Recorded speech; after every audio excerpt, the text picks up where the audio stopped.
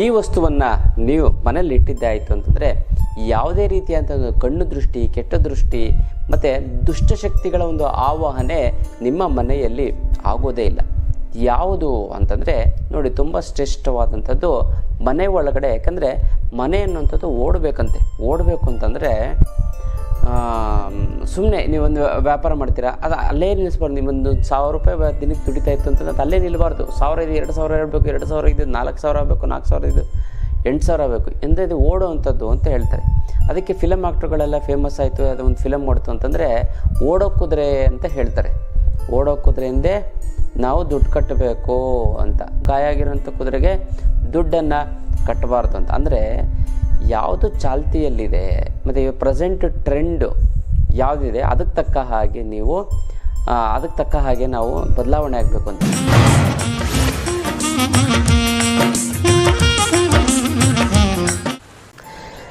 ಜೈ ಭಗವಾನ್. ಎಲ್ಲರಿಗೂ ನಮಸ್ಕಾರ. ಮಹಾದೇವಿ ಚದ್ಮಿಷ್ಟು ಪತ್ನಿ ಚಿಮಹಿ ತನ್ನ ಐಶ್ವರ್ಯಲಕ್ಷ್ಮಿ ಪ್ರಚೋದನೆ. ಎಲ್ಲರಿಗೂ ನಮಸ್ಕಾರ.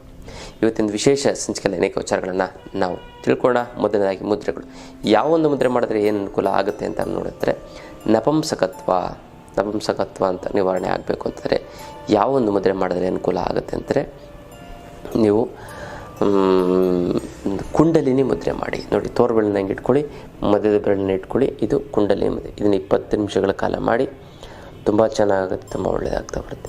ಮತ್ತು ಸಹಜ ಶಂಖ ಮುದ್ರೆ. ಈ ಮಧ್ಯದ ಒಂದು ಗೆರೆ ಇದೆಯಲ್ಲ, ಇದನ್ನ ಹಿಂಗೆ ಇಟ್ಕೊಳ್ಳಿ, ಮಡಿಸಿ ಹೆಬ್ಬೆರಳು ಪ್ಲಸ್ ತೋರ್ಬೆರಳು ಈ ಮಡಿಸ್ತು ಅಂತಂದರೆ ಇದು ಸಹಜ ಶಂಖ ಮುದ್ರೆ. ಇದನ್ನು 15 ನಿಮಿಷಗಳ ಕಾಲ ಮಾಡಿ. ತುಂಬ ಚೆನ್ನಾಗುತ್ತೆ, ತುಂಬ ಒಳ್ಳೆಯದಾಗ್ತಾ ಬರುತ್ತೆ.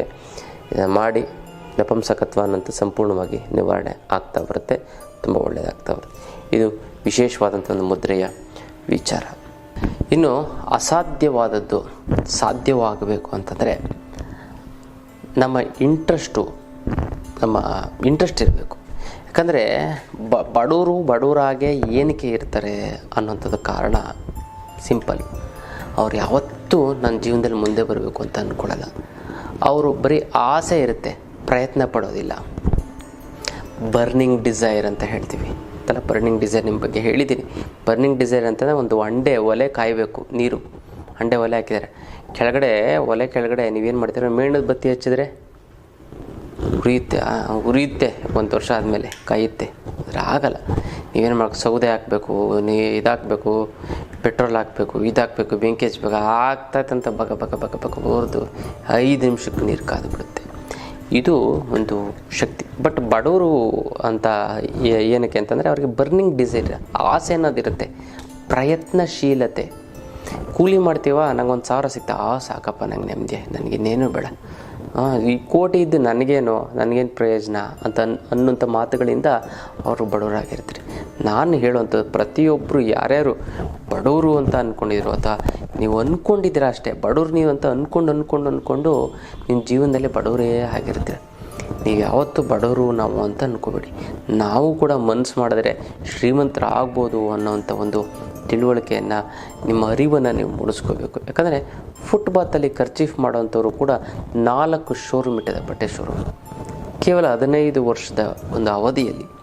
ನಾನು ತೋರಿಸ್ತೀನಿ, ನನ್ನ ಫೋನ್ ನಂಬರ್ ಕೊಡ್ತೀನಿ, ಬನ್ನಿ, ನಾನು ಹೋಗಿ ಮಾತಾಡಿಸಿ ಹೆಂಗೆ ಮಾಡಿದ್ರಿ ಅಂತ ತಿಳ್ಕೊಳ್ಳಿ. ಬರೀ ಫುಟ್ಪಾತಲ್ಲಿ ಖರ್ಚೀಫ್ 10 ರೂಪಾಯಿಗೆ 3 ಅಂತ.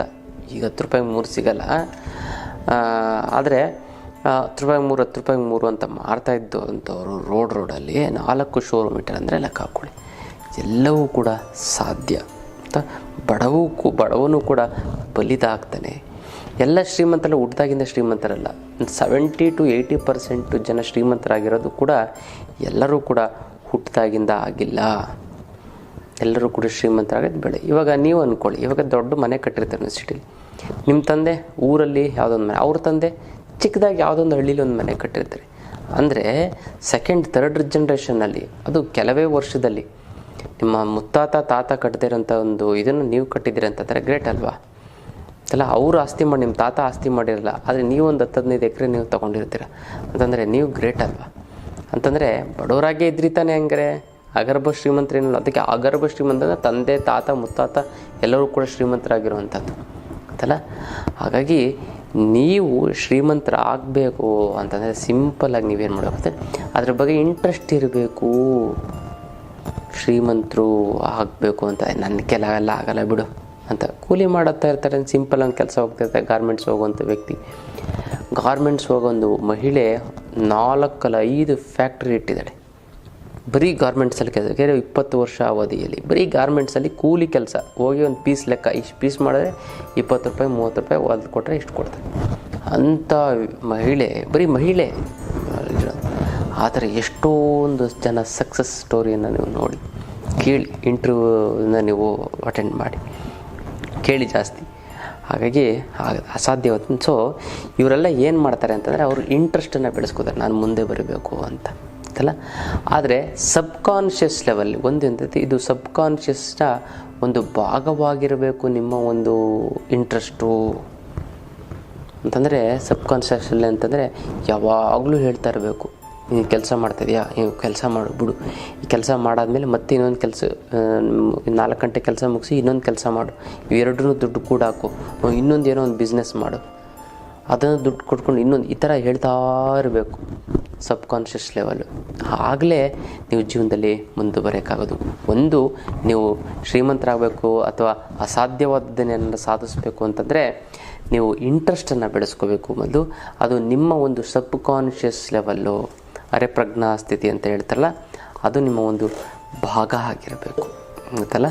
ಹಾಗಿದ್ರೆ ಮಾತ್ರ ನೀವು ಸಕ್ಸಸ್ ಆಗೋದಕ್ಕೆ ಸಾಧ್ಯ. ಇನ್ನು ಬರಬೇಕಾಗಿರೋ ದುಡ್ಡು ಬರ್ತಾ ಇಲ್ಲ ಅಂತಂದರೆ, ಕೊಡೋರಿಗೆ ಕೊಡೋಕ್ಕಾಗ್ತಾ ಇಲ್ಲ ಅಂತಂದರೆ, ಸಿಕ್ಕಾಪಟ್ಟೆ ಸಾಲ ಆಗಿತ್ತು ಅಂತಂದರೆ, ಗುರುಗಳೇ ದುಡ್ಡು ನೀರು ಥರ ಖರ್ಚಾಗ್ತಾಯಿದೆ ಗುರುಗಳೇ, ಏನು ಮಾಡಬೇಕು ಅನ್ನೋಂಥದ್ದೇ ಗೊತ್ತಾಗ್ತಾ ಇಲ್ಲ ಗುರುಗಳೇ. ಸಾಲದವರು ಫೋನ್ ಮೇಲೆ ಫೋನು, ಮೆಸೇಜ್ ಮೇಲೆ ಮೆಸೇಜು, ಮನೆ ಹತ್ರ ಬಂದು ಗಲಾಟೆ ಮಾಡ್ತೀನಿ ಅಂತಾರೆ ಗುರುಗಳೇ, ನಾನು ಏನು ಮಾಡಬೇಕು ಗೊತ್ತಾಗ್ತಾ ಇಲ್ಲ ಅಂತ ಏನಾರು ಇತ್ತು ಅಂತಂದರೆ ತಲೆನೇ ಕೆಡಿಸ್ಕೊಬಿಡಿ. ಅದಕ್ಕೆಲ್ಲ ಏಕೈಕ ರಾಮಬಾಣ ಅಂತಂದರೆ ಅಷ್ಟಲಕ್ಷ್ಮಿ ಯಂತ್ರ. ಈ ಅಷ್ಟಲಕ್ಷ್ಮಿ ಯಂತ್ರವನ್ನು ಮನೆ ಇಟ್ಟು ಪ್ರತಿಷ್ಠಾಪನೆ ಮಾಡಿದ್ದೇ ಆಯಿತು ಅಂತಂದರೆ ಅದು ಎಂಥದ್ದೇ ಹಣಕಾಸಿನ ಸಮಸ್ಯೆ ಇದ್ದರೂ ಕೂಡ ನಿವಾರಣೆ ಆಗೋಗ್ಬಿಡುತ್ತೆ. ಕೇವಲ ಸಾಲ ಮಾಡಿರೋರ್ಗೆ ಮಾತ್ರ ಅಲ್ಲ ಗುರುಗಳೇ. ಇನ್ನು ಕೆಲವರು ನನಗೆ ತುಂಬ ಸಾಲ ಪಾಲ ಏನೂ ಇಲ್ಲ ಗುರುಗಳೇ, ಬಟ್ ಊಟ ತಿಂಡಿ ಬಟ್ಟೆಗೆ ಏನು ತೊಂದರೆ ಇಲ್ಲ ಗುರುಗಳೇ, ಏನೋ ಸ್ಯಾಲ್ರಿ ಬರ್ತಾಯಿದೆ, ಬಟ್ ಆದರೆ ಒಂದು ಸೈಟ್ ತೊಗೊಳಕ್ಕಾಗ್ತಾಯಿಲ್ಲ, ಒಂದು ಮನೆ ಕಟ್ಟೋಕ್ಕಾಗ್ತಾಯಿಲ್ಲ ಗುರುಗಳೇ. ಮಕ್ಕಳಿಗೆ ಮದುವೆ ಮಾಡಬೇಕು, ಮಕ್ಕಳಿಗೆ ನಾವು ಓದಿಸ್ಬೇಕು, MBA 7-8 ಲಕ್ಷ ರೂಪಾಯಿ ಖರ್ಚಾಗುತ್ತೆ, ಅದು ಇದು ಮಾಡಬೇಕು ಅಂತಾರೆ, ಆಗ್ತಾಯಿಲ್ಲ ಗುರುಗಳೇ. ಮಕ್ಕಳಿಗೆ ಮದುವೆ ಮಾಡಬೇಕು, 15-20 ಲಕ್ಷ ರೂಪಾಯಿ ಖರ್ಚಾಗುತ್ತೆ ಗುರುಗಳೇ, ಏನು ಮಾಡೋದು, ದುಡ್ಡಿಲ್ಲ, ಬಟ್ ಊಟ ತಿಂಡಿಗೆ ಏನು ತೊಂದರೆ ಇಲ್ಲ ಗುರುಗಳೇ ಅಂತ ಹೇಳ್ತಾರೆ. ಏನು ಮಾಡೋದು ಗುರುಗಳೇ ಅಂತಾರೆ. ಇನ್ನು ಕೆಲವರು ಗುರುಗಳೇ, ನಮ್ಮ ಫ್ರೆಂಡ್ಸ್ ರಿಲೇಟಿವ್ಸ್ ಎಲ್ಲ ಫಾರಿನ್ ಟೂರು ಮತ್ತು ಒಡವೆಗಳೆಲ್ಲ ಹಾಕ್ಕೊಂಡು ಕಾರು ಹೋಗಿರು ಅಂತೆಲ್ಲ ತುಂಬ ಜೋರಾಗಿದ್ದಾರೆ ಗುರುಗಳೇ. ನಮ್ಮ ರಿಲೇಷನ್ ಎಲ್ಲ ಚೆನ್ನಾಗಿದ್ದಾರೆ ಫ್ರೆಂಡ್ಸಲ್ಲಿ, ನಾವೇ ಈ ಥರ ತುಂಬ ಫೈನಾನ್ಷಿಯಲಿ ತುಂಬ ವೀಕು ಗುರುಗಳೇ, ಏನು ಮಾಡೋದು ಅಂತಾರೆ. ತಲೆನೇ ಕೆಡಿಸ್ಕೊಬೇಡಿ. ಅದಕ್ಕೂ ಕೂಡ ಏಕೈಕ ರಾಮಬಾಣ ಅಂದರೆ ಅಷ್ಟಲಕ್ಷ್ಮಿ ಯಂತ್ರ ಗೊತ್ತಲ್ಲ. ಇದುವರೆಗೂ ಆ ಥರ ಯಾರ್ಯಾರು ಅಷ್ಟಲಕ್ಷ್ಮಿ ಯಂತ್ರ ತೆಗೆದುಕೊಂಡಿದ್ರೋ ಅವ್ರು ಇದುವರೆಗೂ ಯಾವುದೇ ಕಾರಣಕ್ಕೂ ಕೂಡ ಜೀವನದಲ್ಲಿ ಹಣಕಾಸಿನ ಸಮಸ್ಯೆಯನ್ನು ಅನುಭವಿಸೇ ಇಲ್ಲ. ಇಲ್ಲ 100ಕ್ಕೆ ಒಂದು 2-3 ಜನ ಬಿಟ್ಟರೆ ಇನ್ನು 97-98 ಜನಕ್ಕೆ ತುಂಬ ಚೆನ್ನಾಗಾಗಿದೆ, ಆಗುತ್ತೆ. ಹಿಂದೆ ಆಗಿತ್ತು, ಈಗಲೂ ಕೂಡ ಆಗಿದೆ, ಇನ್ನು ಮುಂದಕ್ಕೂ ಕೂಡ ಆಗುತ್ತೆ. ಅಷ್ಟು ಒಂದು ಪವರ್ಫುಲ್ ಆಗಿರೋಂಥ ಯಂತ್ರ ನಾನು ನಿಮಗೆ ಕೊಡ್ತಾ ಇರೋಂಥದ್ದು. ಖಂಡಿತವಾಗ್ಲೂ ಕೂಡ ಖುದ್ದು ನನ್ನ ಭೇಟಿಯಾಗಿ ತೆಗೆದುಕೊಂಡೋಗಿ, ಇದನ್ನು ಕೊರಿಯಲ್ಲಿ ಕಳಿಸೋದಕ್ಕಾಗೋದಿಲ್ಲ, ನೇರವಾಗಿ ಬಂದು ಖುದ್ದು ನನ್ನ ಭೇಟಿಯಾಗಿ ತೆಗೆದುಕೊಂಡೋಗಿ ಅಥವಾ ನಿಮ್ಮ ಕಡೆಯವ್ರನ್ನ ಯಾರು ಕಳಿಸಿ ಗೊತ್ತಲ್ಲ ಅದನ್ನು ಕೊಡಿ. ಇದಕ್ಕೆ ಮುಟ್ಟು ಕಟ್ಟು ಚಟ್ಟು ಮಡಿ ಮೇಲ್ಗೆ ಸೂತ್ಕ ಗಿತ್ಕ ವೆಜ್ಜು ನಾನ್ ವೆಜ್ಜು ಜಾತಿ ಗೀತಿ ದಿಕ್ಕು ಗಿಕ್ಕು ಆ ಥರದ್ದು ಏನೂ ಇಲ್ಲ ಗೊತ್ತಲ್ಲ. ಇಟ್ಟರೆ ಸಾಕೋ ಕೆಲಸ ಆಗುತ್ತೆ. ದೇವ್ರ ಮನೆಲ್ಲಾರು ಇಡ್ಬೋದು, ಬೀರನ್ನೆಲ್ಲಾರು ಇಡ್ಬೋದು, ಪ್ರತಿದಿನ ಪೂಜೆ ಮಾಡಲೇಬೇಕು ಅಂತ ಕಂಡೀಷನ್ನು ಏನೂ ಕೂಡ ಇಲ್ಲ. ಭಾಳಷ್ಟು ಜನ ಹೇಳ್ತಾರೆ ಗುರುಗಳೇ ತೊಗೋಬೇಕು ಅಂತ ಆಸೆ ಗುರುಗಳೇ, ತೊಗೊಳಕ್ಕೆ ಆಗ್ತಾಯಿಲ್ಲ.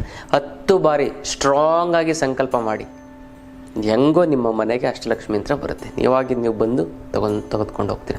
ಅಷ್ಟು ಪವರ್ಫುಲ್ ಇದೆ ಅಷ್ಟಲಕ್ಷ್ಮಿ ಯಂತ್ರ. ಕರ್ಮ ಕಳೆದಿದ್ದರೆ ಮಾತ್ರ ತೊಗೋದಕ್ಕಾಗೋದು. ಎಲ್ಲರೂ ಕೂಡ ಎಷ್ಟೋ ಜನ ಆಫೀಸ್ ಹತ್ರ ಬಂದು ಆಶ್ರಮಕ್ಕೆ ಬಂದು ಹಾಗೆ ಕೇಳ್ಕೊಂಡು ವಾಪಸ್ ಹೊಟ್ಟೋಗ್ಬಿಟ್ಟಿದ್ದಾರೆ. ಇನ್ನು ಕೆಲವ್ರಿಗೆ ಹೇಳ್ತಾರೆ ತಗೋಬಾ ಅಂತ, ಅಯ್ಯೋ ಗುರುಗಳು ಸಿಕ್ಕಿಲ್ಲ, ಹಂಗೆ ಸಿಕ್ಕಿಲ್ಲ, ಈಗ ಸಿಕ್ಕಿಲ್ಲ, ಲೇಟ್ ಆಗೋಯ್ತು ಅಂತ ಏನೋ ಒಂದು ಸುಳ್ಳು ಹೇಳಿ ಬಂದುಬಿಡ್ತಾರೆ. ಇಲ್ಲ, ಒಳ್ಳೆ ವ್ಯಕ್ತಿಗಳನ್ನ ಕಳಿಸಿ ಗೊತ್ತಿಲ್ಲ ನೀವು ಬರೋಕ್ಕಾಗಿಲ್ಲ ಅಂತಂದರೆ ನೀವೇ ಖುದ್ದಾಗಿ ಬಂದು ಭೇಟಿಯಾಗಿ ತೆಗೆದುಕೊಂಡೋಗಿ ನಿಮ್ಮ ಸಮಸ್ಯೆಗಳು ಎಲ್ಲವೂ ಕೂಡ 100ಕ್ಕೆ, ಅದರಲ್ಲಿ ಎಸ್ಪೆಷಲಿ 100ಕ್ಕೆ 100% ಬಗೆಹರದೇ ಹರಿಯುತ್ತೆ ಅಲ್ಲ. ಮಿಕ್ಕಿದವರೆಲ್ಲರಿಗೂ ಕೂಡ ಚೆನ್ನಾಗಾಗುತ್ತೆ. ಆ ಒಂದು ಅಷ್ಟಲಕ್ಷ್ಮಿ ಅಂತ ತೆಗೆದುಕೊಂಡವ್ರಿಗೆ ಮಾತ್ರ ಅದೃಷ್ಟ ನೀವು ಹುಡ್ಕೊಂಡೋಗಲ್ಲ, ಅದೇ ನಿಮಗೆ ಬರುತ್ತೆ. ಯಾವುದೋ ರೀತಿಯಿಂದ ನಿಮಗೆ ಹಣಕಾಸಿನ ಒಂದು ಸಮಸ್ಯೆ ಬಗೆಹರದೇ ಇರುತ್ತೆ, ಇದಕ್ಕೆ ಗ್ಯಾರಂಟಿ ನಾನು ಕೊಡ್ತೀನಿ. ಗೊತ್ತಲ್ಲ, ತುಂಬ ಜನಕ್ಕಾಗಿದೆ ಗೊತ್ತಲ್ಲ. ನಾನು ಇದನ್ನು ಪಬ್ಲಿಸಿಟಿ ಮಾಡೋಂಗಿದ್ರೆ ಯಾವುದೋ ಫಿಲಮ್ ಆಕ್ಟರ್ ಕೆಲ ಹಿಡಿದ್ಬಿಟ್ಟು ಅದನ್ನು ನಾನು ಹೇಳಿಸ್ಬೋದು. ನಂಗೆ ಅದು ಅವಶ್ಯಕತೆ. ನನ್ನ ವಿದ್ಯಾರ್ಥಿಗಳು ನಮ್ಮ ಕಡೆಯವ್ರಿಗೆ ಮಾತ್ರ, ನಾನು ಯಾರು ಫಾಲೋ ಮಾಡ್ತಾರೋ ಅಥವಾ ಯಾರು ನನ್ನ ತಂತ್ರಗಳನ್ನು ಮಾಡ್ತಾರೋ ಅಂಥವ್ರಿಗೆ ಮಾತ್ರ ಸಿಗಬೇಕು ಅನ್ನೋಂಥದ್ದು ನನಗೆ ಆಶಯ. ಅದಕ್ಕೋಸ್ಕರ ಖಂಡಿತ ಅವರು ಖುದ್ದು ನನ್ನ ಭೇಟಿಯಾಗಿ ತೆಗೆದುಕೊಂಡೋಗಿ ನಿಮ್ಮ ಹಣಕಾಸಿನ ಸಮಸ್ಯೆಗಳು ಎಲ್ಲವೂ ಕೂಡ ಪರಿಹಾರ ಆಗಿಲ್ಲ ಅಂತಂದರೆ ಕೇಳಿ. ಅದೇ ಅಷ್ಟಲಕ್ಷ್ಮಿ ಯಂತ್ರದ ಒಂದು ಶಕ್ತಿ ಅಂತ ಹೇಳ್ಬೋದು. ಇನ್ನು ಈ ವಸ್ತುವನ್ನು ನೀವು ಮನೇಲಿ ಇಟ್ಟಿದ್ದೇ ಆಯಿತು ಅಂತಂದರೆ ಯಾವುದೇ ರೀತಿಯಾದಂಥ ಕಣ್ಣು ದೃಷ್ಟಿ, ಕೆಟ್ಟ ದೃಷ್ಟಿ ಮತ್ತು ದುಷ್ಟಶಕ್ತಿಗಳ ಒಂದು ಆವಾಹನೆ ನಿಮ್ಮ ಮನೆಯಲ್ಲಿ ಆಗೋದೇ ಇಲ್ಲ. ಯಾವುದು ಅಂತಂದರೆ ನೋಡಿ, ತುಂಬ ಶ್ರೇಷ್ಠವಾದಂಥದ್ದು ಮನೆ ಒಳಗಡೆ. ಯಾಕಂದರೆ ಮನೆ ಅನ್ನುವಂಥದ್ದು ಓಡಬೇಕು ಅಂತಂದರೆ ಸುಮ್ಮನೆ ನೀವೊಂದು ವ್ಯಾಪಾರ ಮಾಡ್ತೀರಾ, ಅದು ಅಲ್ಲೇ ನಿಲ್ಲಿಸ್ಬಾರ್ದು. ನಿಮ್ಮೊಂದು 1000 ರೂಪಾಯಿ ದಿನಕ್ಕೆ ದುಡಿತಾ ಇತ್ತು ಅಂತಂದ್ರೆ ಅದು ಅಲ್ಲೇ ನಿಲ್ಲಬಾರ್ದು. 1000 ಇದು 2000 ಇರಬೇಕು, 2000 ಇದು 4000 ಆಗಬೇಕು, 4000 ಇದು 8000 ಆಗಬೇಕು. ಎಂದರೆ ಇದು ಓಡೋವಂಥದ್ದು ಅಂತ ಹೇಳ್ತಾರೆ.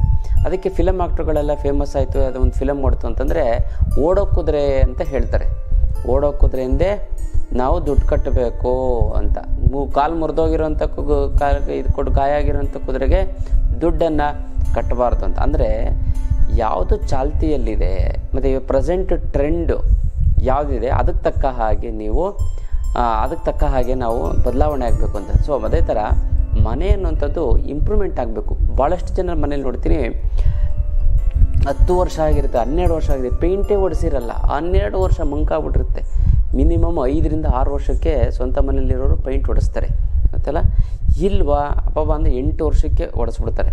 12 ವರ್ಷ ಆಗಿದ್ರು, 15 ವರ್ಷ ಆಗಿಲ್ಲದೆ ಆಗಿದ್ರು ಕೂಡ ಮಕ್ಕಳು ಗೋಡೆ ಮೇಲೆಲ್ಲ ಕಿಚ್ಚಿಬಿಟ್ಟಿರ್ತಾರೆ. ನಾನು ಕೇಳಿದೆ, ಒಬ್ಬರು ಮನೆಗೆ ಹೋಗಿದ್ದೆ, ಏನಪ್ಪ ಗೋಡೆಗಳ ಮೇಲೆ ಯಾವ ಪಾಪು ಏನು ಓದ್ತಾ ಇದೆ ಅಂತಂದ್ರೆ, ಯಾವ ಪಾಪು ಇಲ್ವಲ್ಲ ಅಂತಂದೆ. ಮತ್ತು ಗೋಡೆ ಮೇಲೆಲ್ಲ ಹಿಂಗೆ ಗೀಚಿದೆಯಲ್ಲಪ್ಪ ಅಂತಂದರೆ, ಅಯ್ಯೋ ಆ ಹುಡುಗ ಇವಾಗ 9th, ಅವನು ಫಸ್ಟ್ ಸ್ಟ್ಯಾಂಡಲ್ಲಿದ್ದಾಗ ಗೀಚಿದ್ದಂತೆ ಅದನ್ನು, ಆ ಪೆನ್ನು ಇದರಲ್ಲೆಲ್ಲ. ಅದು ಇನ್ನೂ ಹಂಗೆ ಮುಡಿಕೊಂಡವ್ರು, ಒಂಚೂರು ಇದು ಮಾಡಿಲ್ಲ. ನಾನು ಚಿಕ್ಕ ವಯಸ್ಸಲ್ಲಿ ಮಾಡಿದ್ದು. ಹೌದಾ, ಅಯ್ಯೋ ಅಂತ. ಅಂದರೆ ಅವರು ಹಂಗೆ ಇದ್ದಾರೆ, ಏನೂ ಇಂಪ್ರೂವ್ಮೆಂಟ್ ಆಗಿಲ್ಲ, ಅಷ್ಟೇ ಇದೆ. ಹಳೇ ಮನೆ, ಹಳೇ ಇದು, ಒಂದು ಪೇಂಟ್ ಹೊಡಿಸಿಲ್ಲ, ಒಂದು ಹಳೇ ಕ್ಯಾಲೆಂಡ್ರ್ ಇಟ್ಕೊಂಡಿದ್ದಾರೆ, ಒಂದು ಗಡಿಯಾರ ಎಲ್ಲ ಹಳೇ ಕಾಲದ ಗಡಿಯಾರ ಥರ ಇದೆ. ಅವ್ರುಗಳು ಅಷ್ಟೇ, ಏನೋ ಊಟ ಮಾಡ್ತಾಯಿದ್ದಾರೆ, ಜೀವನ ಮಾಡ್ತಾಯಿದ್ದಾರೆ, ಆಫೀಸ್ಗೆ ಹೋಗ್ತಾರೆ, ಗಂಡ ಮಕ್ಕಳು ಓದ್ತಾ ಇದ್ದಾವೆ, ಅಷ್ಟೇ. ಇಂಪ್ರೂವ್ಮೆಂಟ್ ಅನ್ನೋಂಥದ್ದೇ ಆಗಿಲ್ಲ ಸ್ವಂತ ಮನೆ. ಅದಕ್ಕೋಸ್ಕರ ಇದು ನಾನೇನು ಹೇಳಕ್ಕೆ ಹೊರಟೆ ಅಂತಂದರೆ, ಇಂಪ್ರೂವ್ಮೆಂಟ್ ಆಗಬೇಕು ನೋಡಿ. ಇನ್ನೂ ಸಾಲದಲ್ಲೇ ಅವರು ಮನೆ ಕಟ್ಟಿದಾಗ ಸಾಲ ಮಾಡಿದ್ದು 10 15 17 18 ವರ್ಷ ಆದರೂ ಕೂಡ ಇನ್ನೂ ತೀರಿಲ್ಲ. 20 ವರ್ಷ ಆದರೆ ಆಟೋಮೆಟಿಕ್ಕಾಗಿ ತೀರಿಬಿಡುತ್ತೆ. ಅಂದರೆ ಅವ್ರು 1 ಕೋಟಿ ಮನೆ ಕಟ್ಟಿತ್ತು, ಸಾಲ ಮಾಡಿತ್ತು ಅಂತಂದರೆ ಸಾಲ ತೀರಿಸಲಿ 2 ಕೋಟಿ ಆಗಿಬಿಡುತ್ತದೆ ಅಂತಲ್ಲ. ಅದಕ್ಕೋಸ್ಕರ ಅದಕ್ಕೆ ಏನು ಮಾಡಬೇಕು ಅಂತಂದರೆ, ಮನೆಯಲ್ಲಿ ಇದಕ್ಕೆ ಕಾರಣ ಏನು ಅಂತಂದರೆ ದುಷ್ಟಶಕ್ತಿಗಳ ಒಂದು ಆವಾಹನೆ. ನೀವು ಮನೆಗಳ ಹೊರಗಡೆ ಹೋಗ್ತೀರಾ, ಯಾವುದೋ ನೆಗೆಟಿವ್ ಎನರ್ಜಿನೆಲ್ಲ ನಿಮ್ಗೆ ಗೊತ್ತಿದೆ ತಂದುಬಿಡ್ತೀರ ಅಂತಲ್ಲ. ಈ ಕರೋನಾ ಬಂತಲ್ಲ, ಆ ಟೈಪ್ ಅಂತಲ್ಲ. ಹೊರಗಡೆ ಹೋಗ್ತೀರಾ, ಅದು ನಿಮ್ಮ ಒಳಗಡೆ ನೆಗೆಟಿವ್ ಮೈಂಡು, ನೆಗೆಟಿವ್ ಮೈಂಡ್ ಸೆಟ್ನೆಲ್ಲ ತೊಗೊಂಡು ಬಂದು ಮನೆ ಒಳಗಡೆ ತಂದು ನೀವು ಬಂದಾಗ ಅದು ಕೂಡ ಎಂಟ್ರಿ ಆಗುತ್ತೆ. ಅದು ನೆಗೆಟಿವ್ ವೈಬ್ರೇಷನ್ಸ್. ಈ ಥರ ನೆಗೆಟಿವ್ ವೈಬ್ರೇಷನ್ಸ್ ಆ ಹಿಂದೆ ಏನಾಗುತ್ತೆ, ಮನೆಗೆ ಸೇರಿಕೊಂಡು ಮನೆಯಲ್ಲಿ ವಾಸಸ್ಥಾನ ಮಾಡಿಕೊಳ್ಳುತ್ತೆ. ವಾಸಸ್ಥಾನ ಮಾಡ್ಕೊಂಡು ನಿಮಗೆ ತೊಂದರೆ ಮಾಡ್ತಾ ಹೋಗುತ್ತೆ ಮನೇಲಿರೋಕ್ಕೆ. ಇದಕ್ಕೇನು ಮಾಡಬೇಕು ಅಂತ ನೋಡೋದೈತೆ ಅಂತಂದರೆ, ನೀವೇನು ಮಾಡೋದು, ಕುದುರೆ ಲಾಳ. ಈ ಕುದುರೆ ಲಾಳನ ತೆಗೆದುಕೊಳ್ಬೇಕು. ಕುದುರೆ ಲಾಳ ಇಲ್ಲಾಂದರೆ ನನ್ನ ಹತ್ರ ಸಿಗುತ್ತೆ, ಬೇಕಾದ್ರೆ ಬಂದು ಕೊಂಡ್ಕೊಳ್ಬೋದು. ಈ ಕುದುರೆ ಲಾಳವನ್ನು ತೆಗೆದುಕೊಂಡು ನೀವೇನು ಮಾಡಬೇಕು ಅಂತಂದರೆ, ಹಸುವಿನ ಗಂಜನದಲ್ಲಿ ಅದನ್ನು ಹಾಕಿ 2 ಅಥವಾ 3 ದಿನ ಅದನ್ನು ನೆನೆಸಬೇಕು. ಆಮೇಲೆ ಅದನ್ನು ತೆಗಿಬೇಕು. ಮತ್ತು ಹಾಲಿನಲ್ಲಿ 1 ದಿನ ನೆನೆಸಬೇಕು. ಆಮೇಲೆ ನವಗ್ರಹ ಧಾನ್ಯ, ಅದು ನವಗ್ರಹ ಧಾನ್ಯಗಳನ್ನು ಗೋಧಿ ಮತ್ತು ಈ ಹೆಸರು ಕಾಳು, ಕಡಲೆಕಾಳು, ಮತ್ತು ಹುರುಳಿಕಾಳು, ಎಳ್ಳು, ಮತ್ತು ಉದ್ದು, ಮತ್ತು ಭತ್ತ ಅಥವಾ ಅಕ್ಕಿ, ಇದ್ರ ಮೇಲೆಲ್ಲ ಇಟ್ಟು ನೀವೇನು ಮಾಡಿ ಅಂತ ಒಳಗಡೆ ಹಾಕಿ ನೀವು ಅದೆಲ್ಲ 1 ದಿನ ಇಡಬೇಕು. ಆಮೇಲೆ ಅದನ್ನು ತೆಗೆದುಕೊಂಡು ಯು ಆಕಾರದಲ್ಲಿ ಭಾಳಷ್ಟು ಜನ ಹಾಕ್ತಾರೆ. ಯು ಆಕಾರದಲ್ಲೂ ಕೂಡ ಹಾಕ್ಬೋದು, ಎ ಆಕಾರದಲ್ಲೂ ಕೂಡ ಹಾಕ್ಬೋದು ಆಫೀಸಲ್ಲಿ. ಸೊ ಯು ಆಕಾರದಲ್ಲಿ ಒಂಥರ ಮನೆ ಬಾಗಿಲು ಒಳಗಡೆ ಮೇಲ್ಗಡೆ ಒಂದು ಮೊಳೆ ಹೊಡೆದ್ಬಿಟ್ಟು ಎ ಆಕಾರದಲ್ಲಿ ಹಾಕಿ ಅಂತಲ್ಲ. ಯು ಆಕಾರದಲ್ಲೂ ಕೂಡ ಹಾಕ್ತಾರೆ ಅಂತಲ್ಲ. ಯು ಆಕಾರದಲ್ಲಿ ಆಯಿತು ಮನೆಯಲ್ಲಿ ಶಾಂತಿ ನೆಮ್ಮದಿ ಅನ್ನೋದು ಸಿಗುತ್ತೆ. ಎ ಆಕಾರದಲ್ಲಿ ಹಣಕಾಸಿನ ಸಮಸ್ಯೆಗಳು ಬಗೆಹರಿತಾ ಹೋಗುತ್ತೆ. ಅದಕ್ಕೆ 2 ಥರನೂ ಹಾಕಿದ್ರೂ ಕೂಡ ಅದೇ ಅಂತ ಬೆನಿಫಿಟ್ ಇರುತ್ತೆ. ಆ ಒಂದು ಕುದುರೆ ಲಾಳವನ್ನು ನಾನು ಹೇಳಿರುವಂಥ ಒಂದು ತಂತ್ರಗಳನ್ನು ಮಾಡಿ ಈ ಒಂದು ಇದನ್ನು ಹಾಕ್ತಂಥ ಮನೇಲಿ ಯಾವುದೇ ರೀತಿಯಾದ ಒಂದು ದುಷ್ಟಶಕ್ತಿಗಳ ಒಂದು ಆವಾಹನೆ ಅನ್ನೋಂಥದ್ದು ಆಗೋದಿಲ್ಲ. ದೃಷ್ಟಿದೋಷಗಳು ಇದು ಕೂಡ ನಿಮಗೆ ತಗಲೋದಿಲ್ಲ. ನಿಮ್ಮ ಮನೆ ಇಂಪ್ರೂವ್ಮೆಂಟ್ ಆಗ್ತೀರಾ, ನೀವು ಇಂಪ್ರೂವ್ಮೆಂಟ್ ಆಗ್ತೀರಾ, ಆಸ್ತಿ ಪಾಸ್ತಿಗಳು ಮಾಡ್ತೀರಾ, ಇಂಪ್ರೂವ್ಮೆಂಟ್ ಅನ್ನೋಂಥದ್ದು ಹಾಗೇ ಆಗುತ್ತೆ.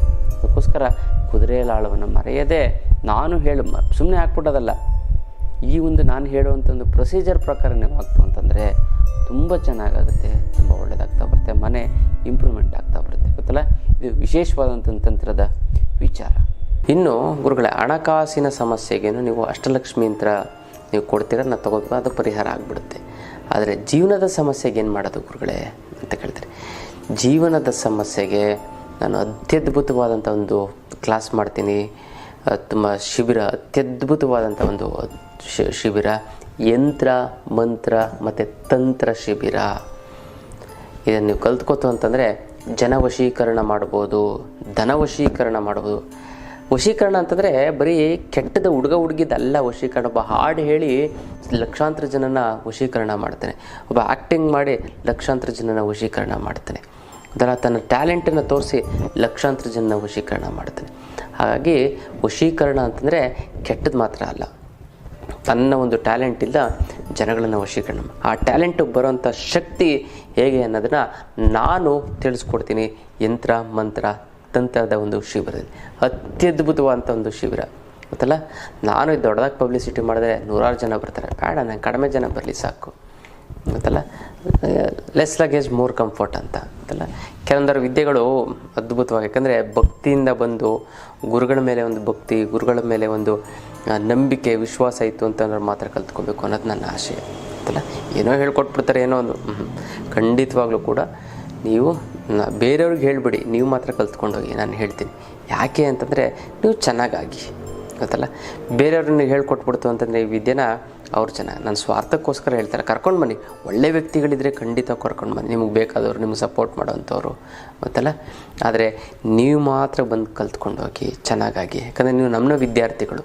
ತುಂಬ ಖುಷಿ ಆಯಿತು ಗುರುಗಳೇ, ಎಷ್ಟು ಚೆನ್ನಾಗಿ ಕಮೆಂಟ್ಗಳಾಗ್ತಾರೆ ಅಂತ. ತನುಶ್ರೀ ಅಂತ ಅಂದ್ಬಿಟ್ಟು ಅದ್ಭುತವಾಗಿ ಕಮೆಂಟ್ ಆಗ್ತಾರೆ, ಗುರುಗಳೇ ನಂಗೆ ಚೆನ್ನಾಗಾಯಿತು, ನೀವು ಹೇಳೋ ತಂತ್ರ ಸೂಪರು ಅಂತ. ಮತ್ತು ರಮ್ಯಾ ಅಂತ ಅವರು ಕೂಡ ತುಂಬ ಚೆನ್ನಾಗಿ ಕಮೆಂಟನ್ನು ಯಾವಾಗಲೂ ಕೂಡ ಮಾಡ್ತಾಯಿರ್ತಾರೆ, ಗುರುಗಳೇ ನಂಗೆ ಅದಾಯಿತು, ಇದು ಒಳ್ಳೇದಾಯಿತು, ಇದಾಯಿತು, ನಂಗೆ ತಮ್ಮ ಸಕ್ಸಸ್ ಆಯಿತು, ಬೇರೆಯವ್ರುಗಳೇ ಅವ್ರಿಗೂ ಒಳ್ಳೇದಾಯಿತು, ಖುಷಿಯಾಗಿದೆ, ಸಾಕು. ಆ ಒಂದು ತೃಪ್ತಿ ನನಗೆ ಸಾಕು. ಅದಕ್ಕೋಸ್ಕರ ಯಂತ್ರ ಮಂತ್ರ ತಂತ್ರದ ಶಿಬಿರವನ್ನು ಕಲ್ತ್ಕೊಳ್ಳಿ. ಜನವಶೀಕರಣ ಧನವಶೀಕರಣ ಆಗುತ್ತೆ. ಯಾವ್ಯಾವ ಸಮಸ್ಯೆಗೆ ನಿವಾರಣೆ ಆಗ್ತಾ ಬಂತು, ಗಂಡ ಹೆಂಡತಿ ಜಗಳ ನಿವಾರಣೆ ಆಗ್ತಾ ಬಂದ್ಬಿಡುತ್ತೆ, ಮತ್ತು ಕೋರ್ಟ್ ಕಚೇರಿಗಳ ಸಮಸ್ಯೆ ನಿವಾರಣೆ ಆಗ್ತಾ ಬರುತ್ತೆ, ಮತ್ತು ಹಣಕಾಸಿನ ಸಮಸ್ಯೆ ನಿವಾರಣೆ ಆಗ್ತಾ ಬರುತ್ತೆ, ತಪ್ಪು ಡಿಸಿಷನ್ ತೊಗೊಂಡು ಜೀವನ ಹಾಳು ಮಾಡ್ಕೊ ಅದು ಸರಿ ಹೋಗ್ತಾ ಹೋಗುತ್ತೆ. ಮತ್ತು ನಿಮ್ಮ ಮಾತಿನಲ್ಲಿ ಒಂದು ಹಿಡಿತ ಅನ್ನೋದು ಬರುತ್ತೆ, ಶಕ್ತಿ ಬರುತ್ತೆ, ನಿಮ್ಮ ಮಾತನ್ನು ಎಲ್ಲ ಕೇಳ್ತಾರೆ, ಜ್ಞಾನ ವೃದ್ಧಿ ಆಗುತ್ತೆ, ಬುದ್ಧಿ ಬರುತ್ತೆ, ಶಕ್ತಿ ಬರುತ್ತೆ, ಆರೋಗ್ಯ ಬರುತ್ತೆ. ಮುದ್ರೆಗಳನ್ನು ಹೇಳ್ಕೊಡ್ತೀನಿ, ಅತ್ಯದ್ಭುತವಾದಂಥ ಮುದ್ರೆಗಳನ್ನ ಹೇಳ್ಕೊಡ್ತೀನಿ. ಆದರೆ ನೀವು ಸಿಂಪಲ್ಲಾಗಿ ಆ ಮುದ್ರೆ ಮಾಡ್ಕೊಂಡ್ರೆ ಸಾಕು, ಲೈಫ್ ಲಾಂಗ್ ನಿಮ್ಗೆ ಯಾವ ಕಾಯಿಲೆನೂ ಕೂಡ ಬರೋದಿಲ್ಲ. ಅಂತ ಅತ್ಯದ್ಭುತವಾದಂಥ ಮುದ್ರೆಯನ್ನು ನಾನು ನಿಮ್ಗೆ ತಿಳಿಸ್ಕೊಡ್ತೀನಿ ಗೊತ್ತಲ್ಲ. ತುಂಬ ಸರಳವಾಗಿದೆ, ತುಂಬ ಎಫೆಕ್ಟಿವ್ ಆಗಿದೆ. ಜೀವನದಲ್ಲಿ ಆ ಕೆಲವೇ ಮುದ್ರೆಗಳನ್ನು ಮಾಡಿದ್ರೆ ಸಾಕು, ಲೈಫ್ ಲಾಂಗ್ ನಿಮ್ಗೆ ಯಾವ ಇರೋ ಕಾಯಿಲೆನೂ ಹೊರಟೋಗ್ಬಿಡುತ್ತೆ, ಬೇರೆ ಯಾವ ಕಾಯಿಲೆನೂ ಕೂಡ ಬರೋದಿಲ್ಲ. ಅಂಥ ಒಂದು ಪವರ್ಫುಲ್ ಆಗಿರುವಂಥ ಮುದ್ರೆ, ಸೀಕ್ರೆಟ್ ಆಗಿರುವಂಥ ಮುದ್ರೆ, ಅತ್ಯದ್ಭುತವಾದಂಥ ಮುದ್ರೆನ ಹೇಳ್ಕೊಡ್ತೀನಿ. ಮತ್ತು ಕಿವಿಯಲ್ಲಿ ಬೀಜಾಕ್ಷರಿ ಮಂತ್ರವನ್ನು ನಾನು ನಿಮಗೆ ತಿಳಿಸ್ಕೊಡ್ತೀನಿ. ಆ ಒಂದು ಬೀಜಾಕ್ಷರಿ ಮಂತ್ರ ಇಟ್ಕೊಂಡು ಪ್ರಪಂಚವನ್ನು ಆಳ್ಬೋದು ನೀವು ಅದಲ್ಲ, ಅದನ್ನು ನೀವು ಮಾಡಿಕೊಡಿ ಅಂತೆಲ್ಲ. ಒಳ್ಳೆ ನೀವೆಲ್ಲ ಆಳಿಲ್ಲ ಪ್ರಪಂಚನ ಅಂತ ಕೇಳುವಾಗಿಲ್ಲ ಒಂದು ಬುದ್ಧಿವಂತರು. ನೋಡಿ, ನಾನು ಹೇಳೋಂಥದ್ದು ನಾವು ಅಧ್ಯಾತ್ಮದಲ್ಲಿರೋಂಥವ್ರು, ಎಷ್ಟು ಬೇಕೋ ಅಷ್ಟು ನಾನು ಮಾಡ್ಕೊತೀನಿ. ತುಂಬ ಅತಿ ಆಸೆ ಇತ್ತು ಒಂದು ಎಲ್ಲ ಗುಡ್ಡೆ ಹಾಕೊಂಡು ಏನು ಮಾಡೋಣ, 1000 ಕೋಟಿ 2000 ಕೋಟಿ ತೊಗೊಂಡು ಏನು ಮಾಡೋಣ ಅಲ್ವಾ. ಆವಾಗಲೂ ಇಷ್ಟೇ ತಿನ್ನೋದಿಷ್ಟ ಅನ್ನ ಮಲ್ಕೊಳ್ಳೋದು ಒಂದು ಮೂಲೆಯಲ್ಲಿ. ಆವಾಗಲೂ ಏನು 2000 ಕೋಟಿ ದುಡ್ಡು ಬಿಡ್ತು ಅಂತಂದರೆ ಏನು ವಿಶೇಷವಾದಂಥ ಒಂದು ಸ್ವರ್ಗ ಏನು ಸಿಕ್ಬಿಡಲ್ಲ. ಅವನು ಮನುಷ್ಯ, ನೀವು ಕೋಟಿ ಕಾರ್ ತೊಗೊಳ್ಳಿ, 10 ಕೋಟಿ ಕಾರ್ ತೊಗೊಳ್ಳಿ, ಅದು ರೋಡ್ ಮೇಲೆ ಹೋಗೋದು ಅಲ್ಲ. 2 ಲಕ್ಷದ ಕಾರ್ ಸೆಕೆಂಡ್ ಹ್ಯಾಂಡ್ ಕಾರ್ ತೊಗೊಳ್ಳಿ, ಅದು ರೋಡ್ ಮೇಲೆ ಹೋಗೋದು. ಸ್ಪೆಷಲ್ ಏನಿಲ್ಲ, ಸ್ವಲ್ಪ ಕಂಫರ್ಟಬಲ್ ಇರುತ್ತೆ ಅಷ್ಟೇ. ಅದು ಬಿಟ್ಟರೆ ಸೊ ಆಧ್ಯಾತ್ಮದಲ್ಲಿ ನನ್ನ ವಿದ್ಯಾರ್ಥಿಗಳು ನೀವು ಮುಂದೆ ಬರಬೇಕು ಗೊತ್ತಲ್ಲ. ಈ ಒಂದು ಶಿಬಿರವನ್ನು ನೀವು ಅಟೆಂಡ್ ಮಾಡಿದ್ದೇ ಆಯಿತು ಅಂತಂದರೆ ನಿಮ್ಮ ದೇಹವನ್ನೇ ನಾನು ಯಂತ್ರ ಮಾಡ್ತೀನಿ, ನಿಮ್ಮ ಮಾತನ್ನೇ ಮಂತ್ರ ಮಾಡ್ತೀನಿ, ನೀವು ಮಾಡುವಂಥ ಎಲ್ಲ ಕೆಲಸವೂ ಕೂಡ ತಂತ್ರವನ್ನು ಆಗಬೇಕು, ಆ ರೀತಿ ಮಾಡಿಕೊಡ್ತೀನಿ. ತುಂಬ ಸರಳ, ಅತಿ ಸರಳವಾಗಿರುವಂಥದ್ದು ನಾನು ಹೇಳ್ಕೊಡ್ತೀನಿ. ನೀವು ಮಾಡಿ. ಮಾಟಮಂತ್ರ ವಾಮಾಚಾರ ಪ್ರಯೋಗ ಆಗಿದ್ದೆ ಅಂತ ಯಾವುದೇ ರೀತಿಯಂಥ ದೃಷ್ಟಿದೋಷಗಳಿತ್ತು ಅಂತಂದರೆ, ಯಾವುದೇ ಶತ್ರುವಾದಗಳಿದ್ರೂ ಕೂಡ ನಾನು ಹೇಳ್ಕೊಡೋ ಯಂತ್ರ ಮಂತ್ರ ತಂತ್ರದಿಂದನೇ ಅವನ ಸಂಪೂರ್ಣವಾಗಿ ಭಸ್ಮ ಮಾಡಿಬಿಡ್ಬೋದು, ದೂರ ಕಳಿಸ್ಬಿಡ್ಬೋದು, ಅವ್ರು ಇಲ್ಲೇ ಆದಂಗೆ ಮಾಡಿಬಿಡ್ಬೋದು ಅಂತಲ್ಲ. ಆ ಥರ ಒಂದು ಮಾಡ್ಕೊಳ್ಬೋದು. ನೀವು ಮಾಡ್ಕೊಳ್ಳಿ, ಆ ಒಂದು ವಿದ್ಯೆಯನ್ನು ಕಲ್ತ್ಕೊಳ್ಳಿ. ಶಿಬಿರವನ್ನು ಮಾಡ್ತಾಯಿದ್ದೀನಿ, ಮಿಸ್ ಮಾಡದೆ ಮಾಡಿ ಅಂತಲ್ಲ. ಇದು ವಿಶೇಷವಾದಂಥ ಒಂದು